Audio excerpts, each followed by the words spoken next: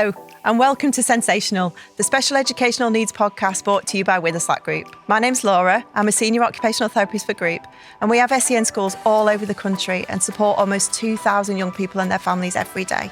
More importantly, I'm a mum of 2 children, one of whom is neurodivergent, and I'm here to host our monthly podcast where I'll be asking our special guests the questions that you and I want the answers to. Whether you're a parent, carer, grandparent or professional, our advice, guidance and practical strategies for you to try at home will enable you to empower your children and your young people. Our regular listeners might be able to tell we've had a bit of a makeover. So for those listening, you can now watch our episodes on YouTube. We really want you to be involved and have your questions answered. So please find us on Instagram and Facebook by searching Witherslack Group or submit your questions via email. A new episode of SENsational will be released on the first Monday of every month, and it'll be available on all podcast streaming services and YouTube. So sit back, relax and enjoy this episode. And if you like what you hear, hit like and subscribe.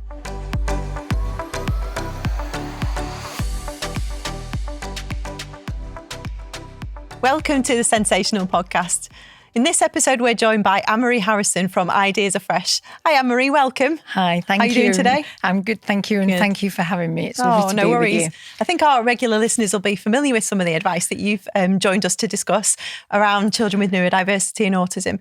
But today we're here to talk about being a grandparent particularly to a neurodiverse child. So should we get straight into it? Let's get straight into it. Yeah, the beginning part of our chat today, we're going to just go back to basics and have a little bit of a think about neurodiversity and the needs of the young people. So for our grandparents who are new to the world of special educational needs, perhaps they might have noticed some developmental differences with their grandchild. They may have just been given a diagnosis. What are some of the key things that grandparents need to understand about their grandchild who's been given a neurodiversity diagnosis? I think it's really helpful to touch base with the fact that actually it's still the same child. Yeah. There's no difference, and it's still the child of probably their daughter or their son, their child. And so those kind of connections, those relationships are still the most important thing, and they're the most important thing to concentrate on and to preserve. And I think for any grandparent, myself included, you go through many of those same emotions that we all can remember going through as new parents. And we have the feelings of responsibility and anxiety that sort of go with those. And I think just acknowledging those feelings and knowing that actually no matter what developmental profile or pathway your grandchild is going to take, you're still going to get that connection with them. Yeah, lovely. Thanks for that. In those early days where there probably are a lot of emotions involved though, do you have any advice for how grandparents can maintain that connection with their own children and that communication with their own children? Yeah, I think that is really important. And I think it's also very challenging. And sometimes, I suppose, I often say, find your tribe. And I think talking to other grandparents about your kind of concerns or worries or even maybe judgments about how your children are raising their children is better to do that than to perhaps sometimes air some of those concerns to your children. Yeah. So kind of, I think, doing all you can to support your children and all you can to endorse the way in which they are parenting, and acknowledging that actually none of us are perfect. We don't all get it right all of the time. And, my daughter-in-law actually gave me a lovely text one time. We've got a lovely relationship, and she texts me, don't correct my parenting because I live with one of your children. Yeah. I think that's like just such a lovely reminder as a grandparent that actually we're not there to parent our grandchildren. We're there to support our children in parenting their children. Oh, lovely. So we're just having a bit of a think about how there might be a lot of mixed emotions around the early diagnosis or the kind of beginning of the SEN journey. Yeah. How can you think about supporting your own mixed feelings while also being a source of strength for your own children? I think it is one of the most difficult things to do because you acknowledge your own reactions, you observe your children's reactions, and you're trying to build strength into everybody's relationship, because obviously the stronger that family unit is, then the better support everybody experiences. And I read recently in a book, which I can't remember the name of, but it's by Gary Chapman. And it's kind of along the lines of the sort of love languages. Yeah. It's about sort of unconditional love, but it's a book particularly for families, and actually a section in it particularly for families and grandparents who have got children with special educational needs. And in that book, one of the parents describes this kind of trio of reaction, and she describes the pathway of initially feeling like you're drowning, and then feeling like you're the over advocate. And I recall those feelings too, you know, going around like with great protection and great knowledge, and feeling you have to share that. And then feeling, actually, we're going to just surf the waves and we're going to ride things out together. And I think that's the best course to take, that we ride things out together. We allow for each other's emotional reactions and responses, and we allow for each other's feelings. And no one's kind of shut down from expressing those. And I think when your profession and your personal life overlap, when you least expect it, it's a very challenging area to surf those waves. Oh, but I really like that analogy. It's lovely. It's really beautiful to think about it, that there are going to be tough times that come, and then there are going to be some of those beautiful times that come. And I suppose that's the same journey for every grandparent with every child, isn't it? It absolutely is, Laura, definitely. Really, and as you know, it's the same journey as a parent, isn't it? Yeah, that's what I was thinking when you were talking. You know, it's still a very similar journey. Yeah, definitely. Oh, thank you. So, Anne-Marie, before we move on, we've had a couple of questions from a recent survey that we sent out to grandparents. So if you don't mind, I'll ask directly from our lovely iPad some of the questions that our listeners have sent in. Perfect. My daughter has ADHD, as well as my grandchild, who is also recently diagnosed autistic, which you can imagine comes with its challenges. My question is, how can I offer my help to my child without seeming it like I'm trying to get involved in instances where it's not my place? I think it's really tricky, and one I can really relate to personally as well. And so I think it's really important that we support from where they want the support. So we might think we can see where the support needs to be. But actually, I think asking them how they want to do things. And sometimes I even share with my families that I work with, and in my own family situation, things kind of in the third person. So I might say, I know someone who tried such a thing and that really helped. Have you thought about that? Or I might pass on a book or a hint or a tip from someone else, rather than saying, I think this is a good idea. And really avoid the why don't yous or the you should or you should not, just really kind of just trying to be, I sound like I'm the perfect grandparent. If my grandchildren and children were sat here, I'm sure they'd endorse the fact that I'm absolutely not. Oh, I'm sure you are. I think I'm like everybody. We're just doing our best. But I think I've learned as I've gone along the way that actually just being available and having that information there. And I think modelling is the easiest way to do things. And I don't mean modelling in a stormed in the home sort of way and start hanging up schedules and putting out visuals, because that's what I think will work.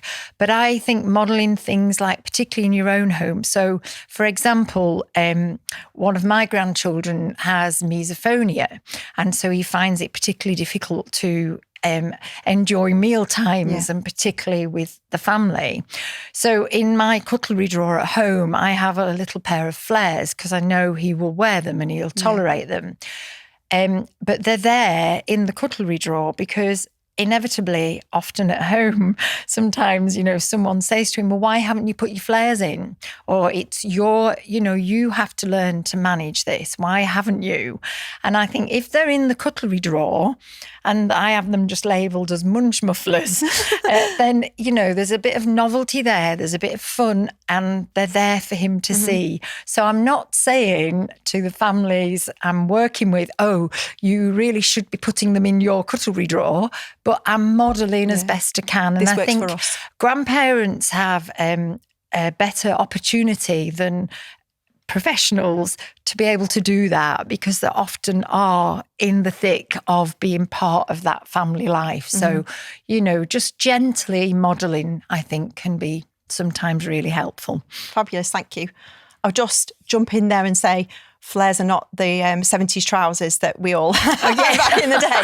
They're actually little noise reduction earbuds that you can put in that just help to reduce some of that uncomfortable sound, particularly around eating. So, and there are others on the market, There are, yeah. In fact, my experience has been that sometimes, because those have been developed for people who perhaps just find, background noise too much, that sometimes for some children, they need actually a stronger level of ear defender than you would perhaps presume. So sometimes in school, I've had family teachers saying in the dinner hall that ear defenders aren't any good, but the ear defenders that are being offered are often ear defenders that we've bought for concerts or something like that. And they're not powerful enough for our children's level of good hearing. They need the, block out the pneumatic drill or the farming ear defenders. And I've actually purchased ear defenders for children from farm shops for that reason. So, really being attuned to the extent of that sensory processing as well is really helpful. Oh, thank you. That's ace. I'll just move on to our next question. Okay. My autistic granddaughter is becoming more and more violent and lashing out, and I can see it seriously taking its toll on my son's mental health. Do you have any tips or ideas for managing this, either with supporting his mental health or her behaviour and violent outbursts? I think lots of reminders about the fact that for every behaviour, there is a reason and that it's not personal. And I think sometimes in a family, what happens is children react or respond to one particular parent in a certain way and perhaps to another parent in a different way. And it may just be that it's just at that particular point in time. It may be the environment. It may be just be the tone or the body language that was used at that time. But as a parent or a grandparent, we're in danger of taking that very personally. And I think we'll have to really try and step back, go back to basics and remind ourselves, right, what's the possible reason? What's the possible reaction? What's the possible communication that's going on here with this child? And, sometimes those behaviours are just sharing that actually I'm feeling overwhelmed and please do something about it. And they are the areas that we need to work on, not feeling it's personal. And I think, sharing that with our children, because our grown-up children, are always our babies. And so we do worry about their health as well. And there's nothing harder than watching your grandchild lashing out at your child. And I think that could be really difficult in the moment, but there's always the chance to have a little bit of a group think together. Let's all get together and let's see, do you have any ideas about what might have happened, and getting the child involved as well? What might have been happening for you? What was tricky for you then? Definitely. And having that group conversation together can be really empowering as well. Definitely. And if your child has got that ability to sort of share that, or maybe even draw a picture about it, absolutely. or discuss it sort of a little bit more gently later on, can often be helpful. And sometimes parents have the advantage of being one step away from a situation. And so if you can foster a good relationship still with your grown-up children, so that you can be honest and say, well, you might not be aware, but actually your tone changed, or you rushed in. And, sometimes it may be just about changing our body language or using words differently. So, hopefully if we're fostering those strong relationships still with our grown-up children, then we're opening the channels to have those open conversations that in the long run will benefit everybody and preserve that family. That's the most important thing. Yeah, absolutely. So thank you for those questions. I'll just pop this down. I've got a couple more on my cards for you, if that's No okay. problem. We know that grandparents can play a huge role in the lives of their grandchildren. For those that spend more quality one-on-one time with their grandchildren, how can they create inclusive and supportive environments just in day-to-day life? I think in fact, I kind of asked a number of grandchildren what they thought were, the good qualities of a grandchild. And of course, typical children, they probably range from, they buy me gifts, they give me treats, and they do activities with me, or, they're just a fun person. And I think the real answer there lies in the fact that actually, as a grandparent, sometimes you've more time to connect and more time to just be. And sometimes just being and just watching and just observing can be the most important thing. And I think listening to what your grandchildren need and not feeling you've got to treat them all the same all of the time. Some children, their best day is, for my grandchildren, one of them, his best day is to stay home. That's his very best day, whereas the other one would be to go out somewhere. Yeah. So, sometimes it's about, if you're on your own looking after them, it's about a compromise. And sometimes it's about acknowledging that actually treating children fairly doesn't mean treating them all exactly the same. Yeah, that's really sound advice, really, really good advice. Thank you. I really appreciate that. How can we support the whole family, especially when it comes to the balancing the needs of each grandchild? And I think you touched on it just there, didn't you? Thinking about them all as individuals. Yeah, and sometimes as a grandparent, I think you can help out with that, because you can do a bit of either divide and conquer or support and stay together and, be kind of just sort of the back stump, as it were, of outings and things like that. And, I do quite a bit of sort of just, now, did I remember to put my water cup in my bag? And sort of declare those sort of reminders. Thinking out loud. Thinking out loud, exactly, which I think is just more gentle than saying, has everyone got? Yeah. And, when parents are busy and trying to gather things, it just hopefully gives them a little bit of backup and everyone's on the same side, as it were. Oh, great. I think we've had a really brilliant conversation. You've given loads of great advice there. But what we're going to do with each of our podcasts going forward is ask our guests for a word of wisdom. Okay. So I'm wondering if you've got any words of wisdom to share with any grandparents who are listening today. Yeah. My words of wisdom would be do all that you can to love your grandchildren unconditionally, accept them for who they are, enjoy their qualities, ride the storms as best you can with the parents. And there's some really lovely books out there. There's a fabulous website called Colourful Connections, which has got some really nice grandparent information. There's a particular book on supporting autistic children, a grandparent's book, which if you just have a look on Amazon, it's kind of there's very few. So it's one of the ones that sort of pops up immediately. So, get as much knowledge and information about your grandchild's presentation and development profile, so that you are on board with your family and they don't feel like you're not believing them, or you think that the child is just behaving badly and not being well managed. Be very on board with your grown-up children. And the treats, like the kids said before.